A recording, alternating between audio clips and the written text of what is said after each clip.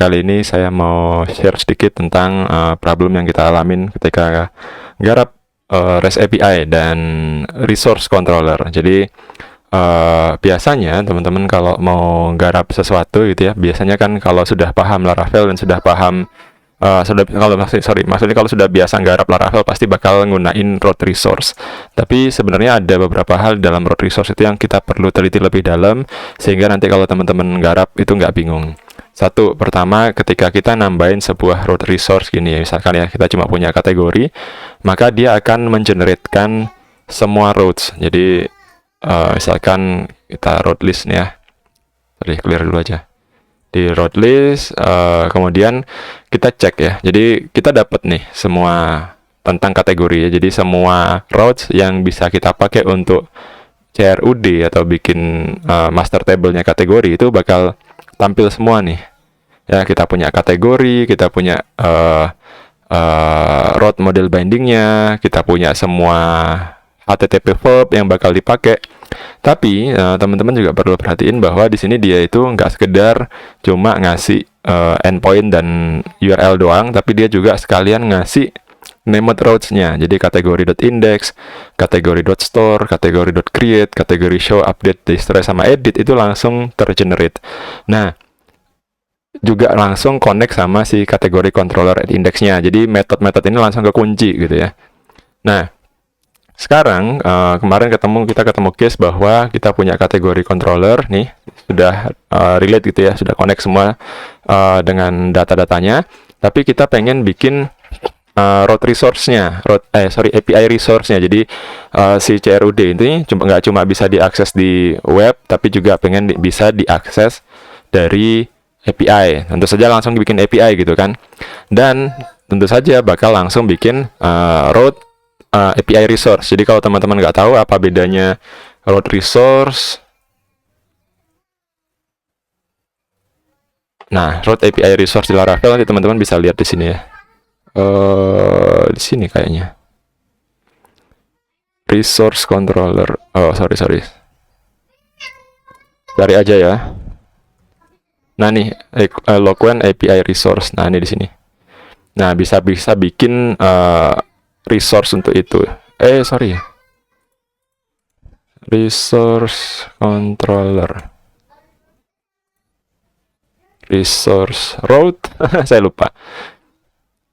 Lemot internetnya. Jadi intinya gitu. Jadi kalau ada kategori pakai resource itu bakal muncul semua endpointnya. Tapi kalau kita pakai API resource, karena kita itu nggak punya yang namanya tampilan create dan tampilan edit di dalam API resource, maka kita nggak bakal dapat routes untuk create dan edit. Jadi kita bakal dapatnya cuma sederhana aja. Sekarang kita coba ya.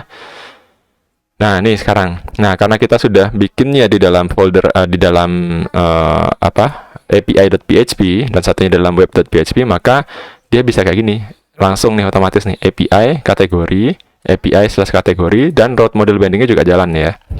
Tapi teman-teman perhatiin, ternyata kalau kita pakai route model binding juga di sini dia bakal dapat ini kategori.index nih, name-nya. Ya, otomatis name-nya sama nih, kategori.index, kategori.store, kategori.show. Nah, ini nggak masalah kalau kita nggak ngapa-ngapain di sini ya. Tapi kalau misalkan teman-teman sell artisan optimize, itu nggak mau. Nih, nggak mau karena alasannya adalah si kategori.index ini sudah dipakai di sini. Nih. Nah, dia nggak mau kalau ada dua named routes yang sama. Nah, gimana cara ngakalinya? Ngakalinya kemarin saya nemunya ini. Jadi dikasih parameter, ya. Saya lupa. Kemarin dikasih apa ya? Parameter, sebentar, bukan accept. Nah ini S API. Nah ini kayak gini. Jadi semua API resource yang ada di web API.php dia bakal kita kasih untuk ini ya, untuk yang kategori kita kasih S API. Nah ini efeknya gimana? Sekarang kita lihat. Kalau di optimize dia jalan, kalau di route list dia bakal muncul ini. Nah ini, dan ini route model bindingnya juga jalan ya. Nah, ini bakal ngefek ke misal kita pengen menggunakan biasanya di web dan di API kita bakal menggunakan validation rules yang sama kan. Kita bakal menggunakan file request yang sama. Misalkan di sini ada kategori create request dan kategori update request, maka ini bisa kita pakai di sini juga. Nah, ini. Karena kalau ininya yang kita ganti adalah misalkan ini diakalin gini ya, jadi ini bisa juga gini, cuma ya mouse pro gitu ya, buang-buang. Nah, ini nanti kalau kayak begini, ini nanti bakal berubah, bakal mengganggu proses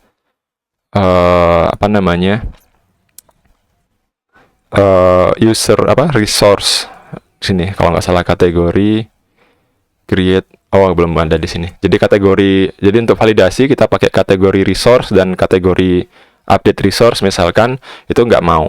Nah, itu salah satu triknya ya. Jadi hati-hati kalau pakai bikin routes ya.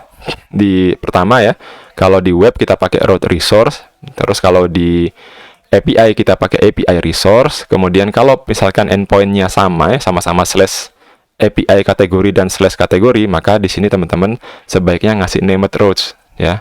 Named routes-nya dibedain, dikasih as API seperti ini, kemudian dia jadinya API.category.index name route-nya. Tapi kalau nggak ada, misalnya kita copy aja, ini nggak ada, ini bakal bentrok name routes-nya. Nah, ini yang saya temuin nih sama teman-teman yang lagi garap di Pacitan. Nah, ini contoh. Nah, ini ya.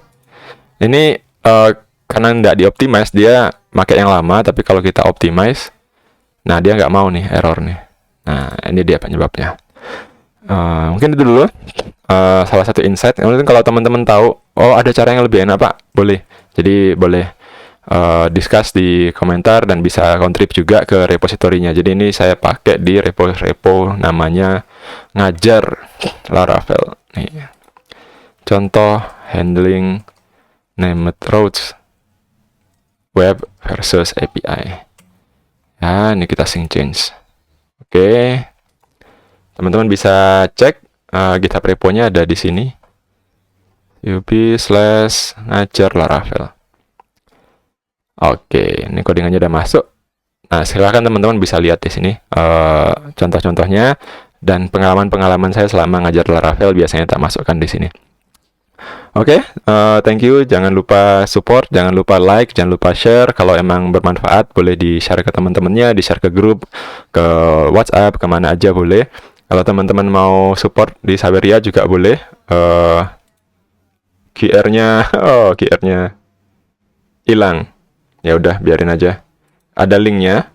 Dan kalau teman-teman pengen support di Google, di YouTube juga bisa dengan big thanks. Dan kalau mau lebih dalam belajar tentang Laravel, bisa beli course Udemy saya tentang starter code Laravel dan REST API Laravel. Oke, thank you guys. See you in another daily coding videos.